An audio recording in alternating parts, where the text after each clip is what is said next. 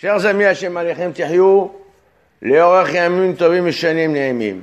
Nous poursuivons notre étude sur la Megillat Esther. Nous sommes au chapitre 8. Bayom Haou, Natan Amelech Hashverosh Yeser Hamalka et Bet Haman. Donc en ce jour, le jour même, c'est le 16 Nissan, alors le roi a donné toute la possession, toutes les propriétés, tout ce que possédait Haman, il a transmis à Mordechai. À Esther, et Esther l'a donné à Mordechai. Donc le 16 Nissan, jour de l'offrande du Homer. Cette petite mesure de farine d'orge, elle symbolise la délivrance physique d'Israël et sa sortie de l'esclavage, physiquement, comme le dit le Maharal dans le Tiferet Israël. L'essentiel du miracle de Purim se déroule justement à Pessah. La perte de Haman, son élimination, tous ses biens deviennent possession du roi qui les cède à la reine. C'est un juste retour des choses. Le roi avait cédé à Haman les 10 cycles d'argent. Tout le pouvoir d'Haman est transmis à Mordechai. En effet, les méchants, les Réchaïm amassent des fortunes afin que les tzadikim en profitent. Il est ici souligné la particularité du Nes de Purim, que ce n'est pas juste à Purim que le décret d'Haman a été annulé, mais parce qu'il y a ici deux facettes dans le miracle. C'est d'une part, les Bnei Israël n'ont pas été tués, il y avait un décret d'extermination qui a été annulé, mais non seulement ça, et ils se sont vengés de leurs ennemis et les ont détruits. C'est un double miracle. Et cette Nekuda-là, ce deuxième point, ressemble certainement au cantique que nous disons « En nekamot Hashem, en nekamot Ophia ». Le Dieu des vengeances. On veut que Hashem nous venge de tout ce qui s'est passé pendant l'exil. Toutes les souffrances, tous les morts, toute la perte de puissance d'Israël, toutes les souffrances qui nous ont empêchés de grandir et de faire. Prenons un exemple, un enfant qui est assassiné, une maman qui perd son enfant parce qu'il a été assassiné par un rachat. Donc une vie entière, un potentiel énorme a disparu. Et ça, qui va nous le rendre? Cet enfant-là aurait pu devenir un grand chacham, un grand tzaddik, il aurait pu écrire des livres, il aurait pu enseigner la Torah, il aurait pu devenir un grand scientifique, quelqu'un qui invente un médicament qui sauve le monde, qui peut sauver les gens. Tout ça a été perdu, tout ça. La vengeance, c'est justement la récupération de ce qu'on nous a arraché, qu'on nous a empêché. Et c'est la nekuda qu'il y a ici dans la fête de Purim. Et en cela, et par rapport à ce point précis, la fête de Purim a un goût de Géoula de la venue du Mashiach. Parce que cette possibilité de se venger, ça veut dire de récupérer tous les potentiels et les énergies qui ont été perdues de par la faute des goïms qui nous ont oppressés, qui nous ont pourchassés, qui ont commis des crimes, etc. Tout ça ne peut être récupéré qu'à la fin des temps. Et en cela, c'est ça la Nekuda qu'il y a ici, que tout ce que Haman a amassé a été transmis à Mordechai.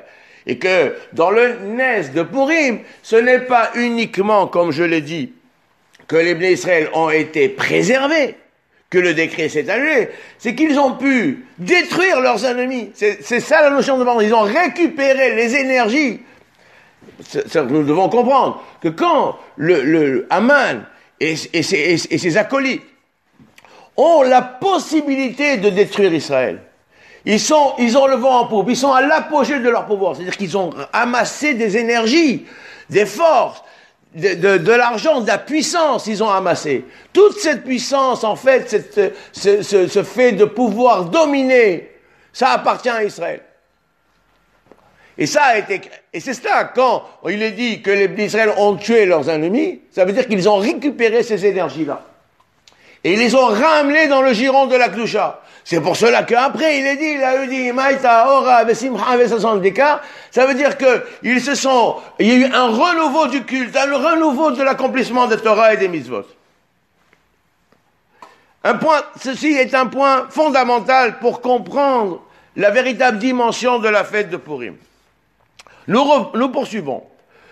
Nous dit le texte, cependant, il faut savoir qu'avec l'exécution d'Aman, tout est loin d'être terminé. Il faut à présent abroger les décrets.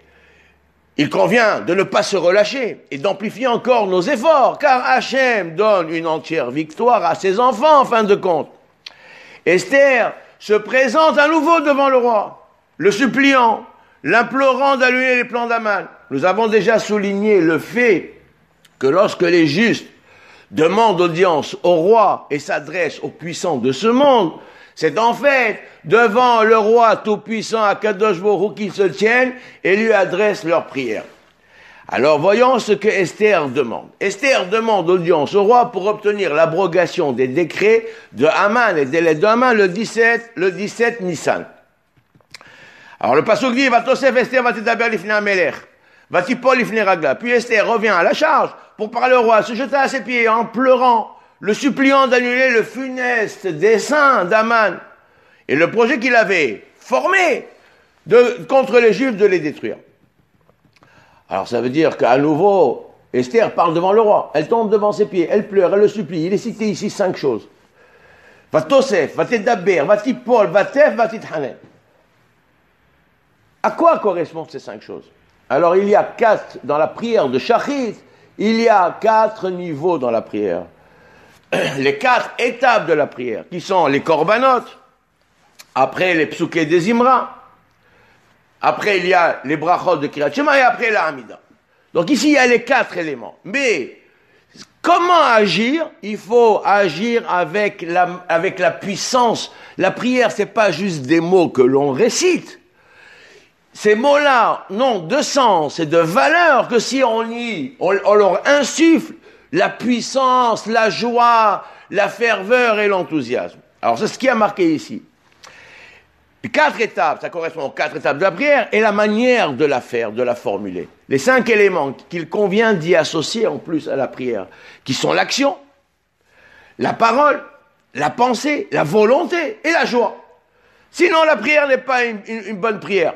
Elle renouvelle sa prière, elle rajoute. Elle se présente avec une énergie nouvelle pour implorer Akadosh Baruch Hu. C'est l'esprit divin, comme il est dit, l'esprit divin qui l'enveloppe, avec une intensité amplifiée. Comme dit le Shulchan Aruch, que lorsqu'on se lève pour faire la Hamida, on doit se détacher totalement de toutes les pensées qui nous rattachent à ce monde, et on peut atteindre l'extase, et même un niveau prophétique. C'est de cela qu'il s'agit.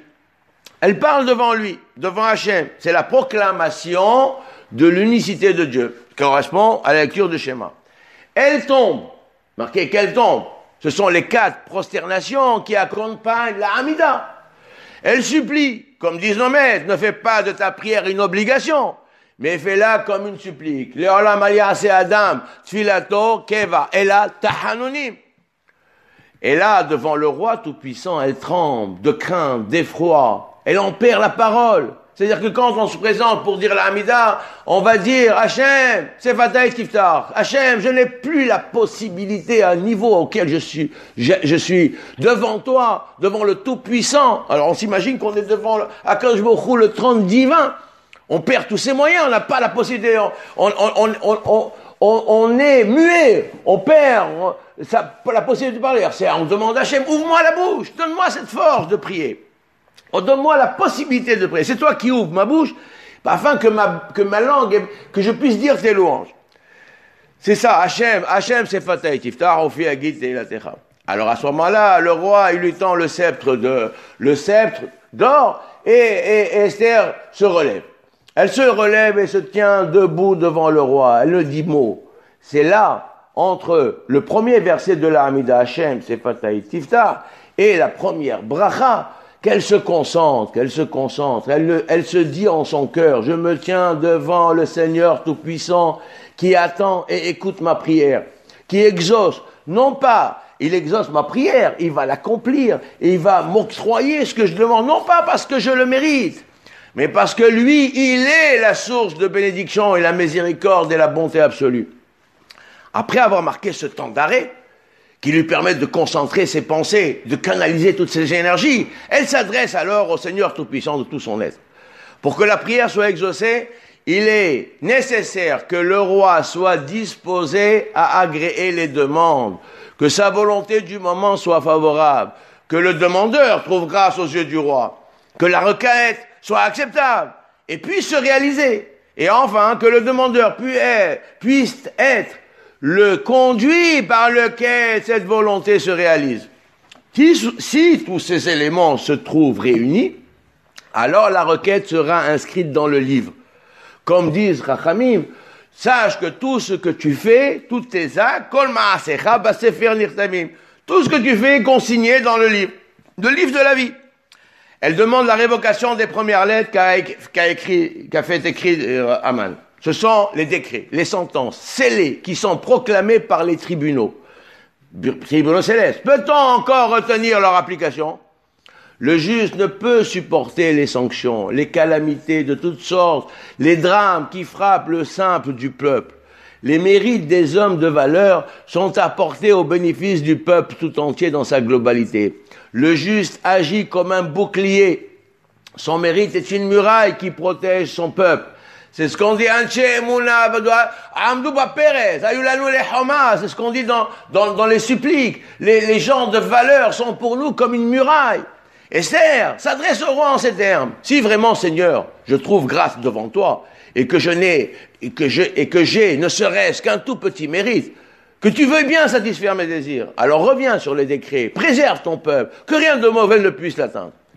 Alors le roi dit, voyons, Esther Amalka, ou le Mordechai dit. Alors il dit, voilà, je vous ai donné la maison, etc. Je l'ai pendu sur la potence pour avoir attenté à la vie des Juifs. Et vous, écrivez ce que bon vous semble.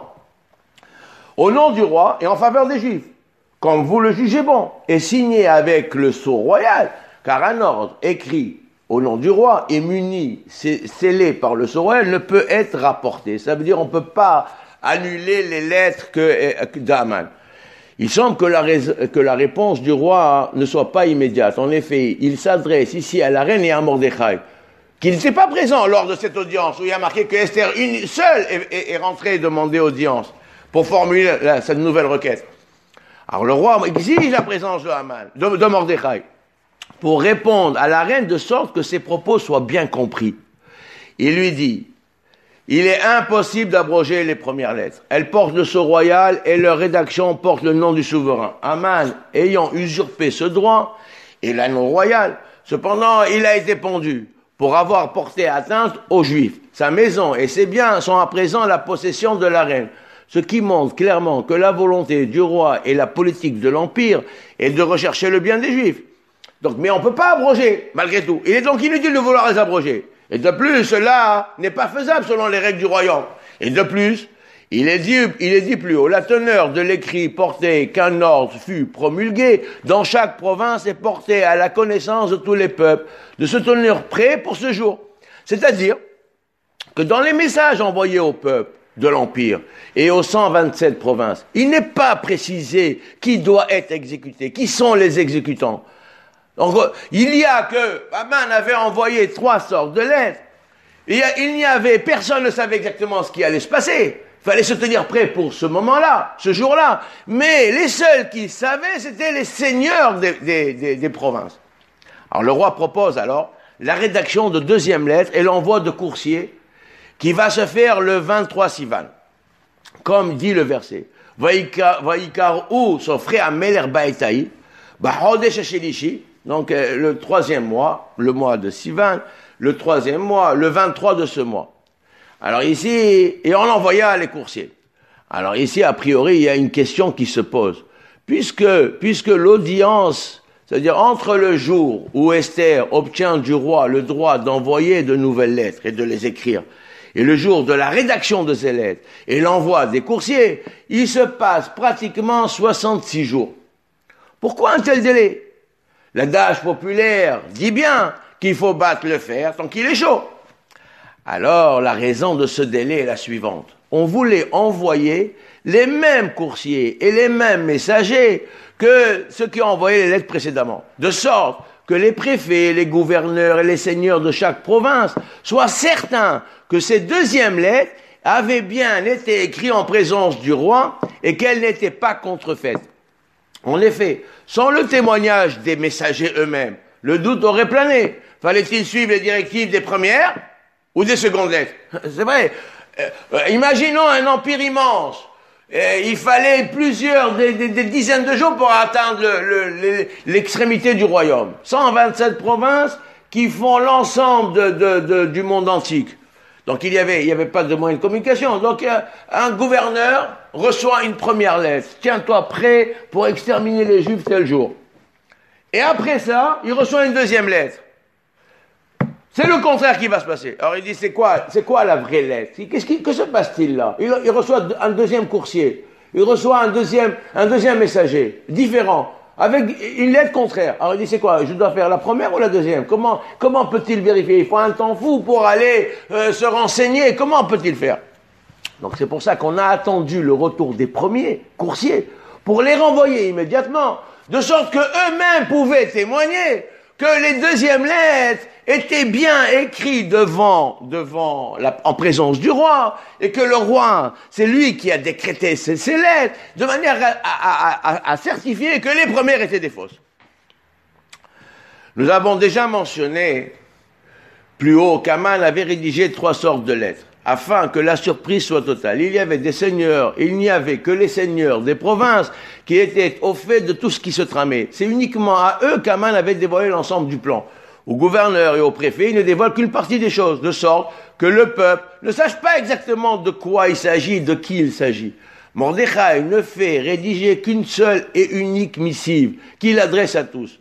Il y a donc 70 jours entre la rédaction des premières et des deuxièmes lettres, celle de Haman et celle de Mordechai, qui correspondent autant ces 70 jours, autant du repentir consacré aux 70 années de l'exil. L'histoire de la Megillah se conclut justement à la fin de l'exil de Babylone, qui a pris 70 ans. Le verset dit, « Mon bien-aimé retire sa main de la lucarne. Je me lève pour ouvrir à mon bien-aimé. » C'est marqué dans le Cantique des Cantiques. Il s'agit d'Akadosh qui ouvre la porte devant Am Israël. L'exil est le temps de la face cachée. Esther Panim. La porte qui s'ouvre vers les horizons nouveaux, grâce au repentir, annonce le retour des enfants sur leur terre et la reconstruction du sanctuaire, ainsi que l'explique le Gaon de Vilna sur le Cantique des Cantiques. Les événements se déroulent 4 ans avant la fin de l'exil, des 70 ans de l'exil, qui ont été prophétisés par Jérémie, qui débutent par la destruction du temple de Jérusalem en 3338. Et là, nous sommes en 3404. La teneur de l'écrit portait qu'un édit fut promulgué dans chaque province et portait à la connaissance de tous les peuples. Ceci est l'essentiel du message du roi. Le roi n'est pas revenu sur le premier édit, mais donne le droit aux Juifs de se défendre, comme il est dit, que tout était porté à la connaissance du peuple pour que les Juifs se tiennent prêts pour ce jour à se venger de leurs ennemis.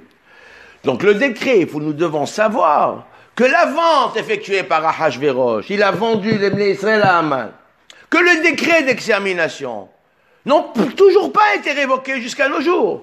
Le risque de l'application d'un tel décret est toujours d'actualité. Le droit acquis par Haman est encore effectif. C'est celui qu'utilise ou qu'ont utilisé tous les ennemis de notre peuple au cours des temps pour lui causer du tort et essayer de l'exterminer. La seule solution qui nous est donnée pour contrecarrer ce danger est d'emprunter les mêmes remèdes qu'ont utilisé Mordechai et Esther. Aratzim, Rochve Arechesh, Yatsu Mevoalim. Donc les coursiers partent rapidement. Ils sont dans la précipitation.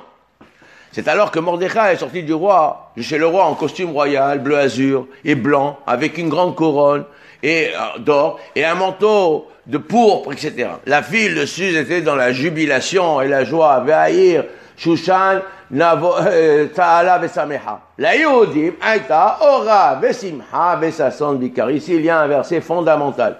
Pour les Juifs, ce n'était que joie rayonnante, contentement, allégresse et marque d'honneur. Alors nous expliquons ce paragraphe. La précipitation des coursiers est due au fait qu'ils partent avec une missive opposée à la précédente. Ils sont donc dans l'étonnement et l'interrogation eux-mêmes. On les renvoie immédiatement sans leur laisser le temps de comprendre le renversement de situation. Les justes, tzadikim, n'utilisent la gloire et les honneurs qu'on leur octroie uniquement pour les autres. Nous avons déjà précisé cela à plusieurs reprises. Comme le Hassid Lutzato le stipule de manière certaine et fortement dans son livre Messilat Yesharim au chapitre 19. Ils sont eux-mêmes indifférents à tout cela, ces honneurs-là. Les jouissances de ce monde ne leur sont pas agréables. Ils s'en éloignent et les méprisent. Mordechai sort du palais vêtu des plus beaux apparats, avec tous les honneurs, le faste, les éclats. Il est célèbre. Sa notoriété traverse l'Empire. Cependant, il reste identique à lui-même. Comme dit le verset, la ville de Suse, sa population est dans la jubilation et la joie. Mais lui, il reste identique. Le costume royal, nous disent Chachamim, c'est le talit. Le bleu azur et le blanc sont les deux éléments du tzitzit. La couronne d'or qui est sur sa tête, c'est la coque des tfilines de la tête. Le manteau de lin sont les lanières le pourpre, les lanières des tfilines. Le pourpre correspond aux filines du bras, de sorte que toutes les parures qu'il porte ne sont que les mitzvot qu'il a accomplies. Chaque mitzvah que nous accomplissons est un point de broderie qui s'ajoute aux vêtements de gloire dont s'habille notre âme, ce que les nos-maîtres ont appelé Istela des Rabbanan. La vraie joie, les vrais honneurs, ne sont pas ceux de la Torah, ne sont que ceux de la Torah et les mitzvot. Alors là, nous devons faire une parenthèse au sujet de qu'il y a ici un renouveau total et parfait du culte et de l'accomplissement, d'étude de la Torah et de l'accomplissement des mitzvot. Revenons au chapitre 3. Aman avait dit au roi que le peuple était endormi. Yeshno Amehad. Le mot Yeshno fait référence au sommeil et la profonde torpeur dans laquelle le peuple d'Israël s'était installé. Cela, évidemment, ne signifie pas que le peuple avait abandonné la pratique des mitzvot et qu'il ne s'adonnait plus à l'étude. Cette allusion au sommeil se rapporte aussi au fait que nos maîtres disent que la providence, Elohim chez Elou Yachan, lui dit Aman, nous disent que la providence qui semble avoir laissé son peuple entre les mains de ses ennemis aussi s'est endormie. Ce que l'Arizal appelle la dormita. Il est à noter que cette génération est dirigée par les plus grands, de nombreux prophètes et les 120 maîtres qui composent la grande assemblée. Alors comment comprendre que le peuple se soit détourné de l'accomplissement des commandements divins? Où étaient tous ces gens-là, les prophètes, les tzadikim, les chachamim? Pourquoi n'ont-ils pas repris le peuple, reproché au peuple? Donc il ne s'agit pas uniquement de ça, c'est une autre dimension ici. L'histoire de Purim ne doit pas être comprise comme un miracle extraordinaire qui s'est produit dans notre histoire uniquement comme ça. La Megillah nous dévoile que tous ces événements sont d'une dimension bien plus grande, dont l'impact va préparer au renouveau d'Israël et à son retour sur sa terre, à la reconstruction du temple, au rétablissement de la souveraineté d'Israël et bien plus. Pour que cela se réalise pleinement, il est indispensable qu'un renouveau du culte et de l'étude de la Torah se produise. Pendant toute la période de l'exil, le peuple applique les mitzvot et étudie la Torah comme cela se faisait à l'époque du premier temple, dans le même esprit, avec les mêmes habitudes. Ils se sont installés dans des postures et des rites qui semblent être d'un autre temps, d'un temps révolu. À chaque période de notre histoire, il y a des guides, des grands tzadikim qui se lèvent pour tracer de nouvelles voies, de nouvelles habitudes, qui ont su insuffler une âme nouvelle dans l'application des mitzvot et de l'étude. Ce renouveau est souligné de manière explicite dans le verset suivant. La Yehudim Haïta Ora Vesimha Vesason Vikar. Le rayonnement de la joie, Ora, est celui de l'étude. Il s'agit bien du renouveau de cette étude. Non seulement dans la manière d'étudier, d'analyser les textes, de questionner, d'innover de nouveaux commentaires inédits. Mais pas uniquement. La transformation de cette étude est radicale dans sa forme. Tous aspirent à la connaissance, à la compréhension, tous ont soif de savoir. De même, toutes les mitzvot, pour toutes les mitzvot, une transformation extraordinaire se produit dans l'application quotidienne des mitzvot, comme le tefillin, le respect des jours de fête, de Shabbat, etc. Il est dit plus loin que cette génération a accepté de bon gré la Torah orale. Cela signifie clairement que celle-ci va dès à présent prendre une nouvelle dimension jusque-là inconnue. Les rites du culte, comme les textes des prières quotidiens, les brachot, vont être institués par les membres de la grande assemblée. Et encore bien d'autres choses qui donneront un nouveau visage au culte et au rite de la synagogue. Cette transformation insufflera dans le peuple une nouvelle ferveur, un nouvel enthousiasme, une passion inédite dans l'acte de la mitzvah. C'est une lumière neuve qui apparaît en ce monde. Cette lumière influencera jusqu'aux voisins non juifs qui adopteront les habitudes des juifs comme si que le monde s'était soudainement rempli de la connaissance. L'erreur que cette génération fit était de se tourner uniquement vers le passé, de continuer les us et coutumes d'antan, sans chercher à se projeter vers l'avenir. C'est cette torpeur qui a donné la force à Haman de s'attaquer à Israël. L'intelligence de Mordechai et d'Esther a été de déceler cette faiblesse et d'agir pour le bien du peuple en se projetant dans l'avenir. L'exemple type de cela est le jeûne de 3 jours qu'Esther institue à Suse, alors que c'est le jour de Pessah, ou l'ordre que Mordechai donne à Esther d'aller chez le roi, ou encore le fait que lui-même refuse de saluer Haman, alors que de par la stricte halakha, cela ne posait aucun problème. Imaginons un instant que cela se produise de nos jours. N'y aurait-il pas eu une levée de bouclier pour contester toutes ces décisions? Pour que la leçon de ces événements soit tirée et mise en application, il convient aux maîtres des générations d'insuffler un esprit neuf, un rayonnement nouveau. Cela n'est possible qu'en te prenant de la hauteur, en se projetant vers l'avenir, qui ne peut être que le meilleur. Alors c'est ce qu'il est dit, la Yodim, Aïta, Ora, Vesimha, Vika. Ce fut alors pour tous les Juifs un rayonnement de lumière, celui de la Torah, qui apparut lors de ces événements dans toute sa splendeur. Cette lumière illumina l'ensemble des Juifs, qui subitement se sentent transportés par un désir ardent de la connaissance de la Torah. Celle-ci, la Torah, le désir, agit sur eux comme un aimant. La joie, le contentement est celui des jours de fête. La sainteté du jour enveloppe l'homme qui se sent alors transporté dans une autre dimension. Cette joie correspond à l'âme supplémentaire dont nous sommes gratifiés le jour de Shabbat.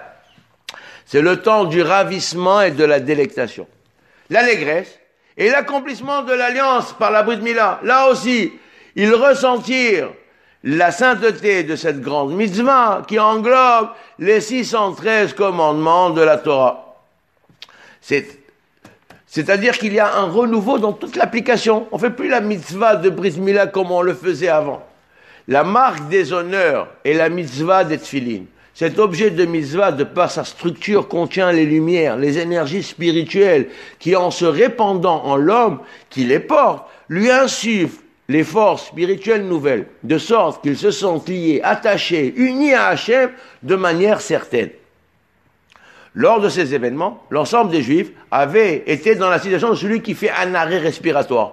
Il est conscient de ce qu'il arrive, il se sent partir. Et soudain, on lui place un masque à oxygène et sa respiration repart. Il revit. C'est cela qui arriva lors de l'histoire de Purim. Les Juifs ont vu leur respiration reprendre, leur vie repartir par l'accomplissement de la Torah et des mitzvot. Ces 4 termes qui expriment la joie, le bonheur, la satisfaction, le contentement de ceux qui, face à une mort certaine, inéluctable, reviennent à la vie par l'action salvatrice d'un secouriste. Qui sont-ils, ces secouristes? C'est Mordechai et Esther. Et tout le monde doit la vie à ces 2 secouristes. Ici, l'action héroïque des secouristes, Mordechai et Esther, a dévoilé à l'ensemble des Juifs que la Torah et les mitzvot sont leur oxygène. Ils ont constaté de visu comment l'étude de la Torah agit sur leur destinée, comment le respect de Shabbat, comment le port des tefillin ou la Brit Mila ont un impact direct sur les événements.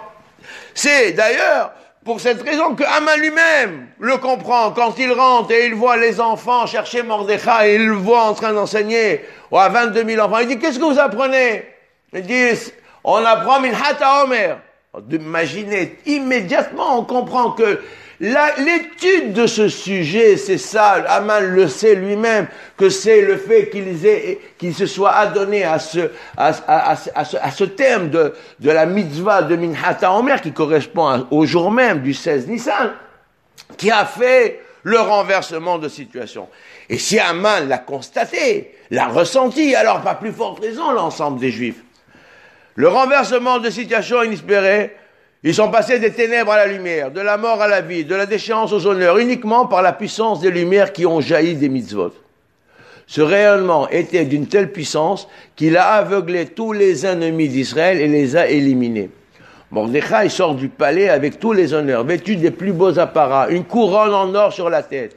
Chacun de ces ornements traduit la gloire de la mitzvah. C'est elle qui se répand dans la ville et qui emporte la population dans l'ivresse du bonheur et de l'exaltation. Les premières lettres des 4 mots, Ora, Simha, Sasson, Ikar, Vikar, donc c'est Aleph, Shin, Shin et Yud, ont valeur numérique de 611. Torah, qui a valeur numérique de 611.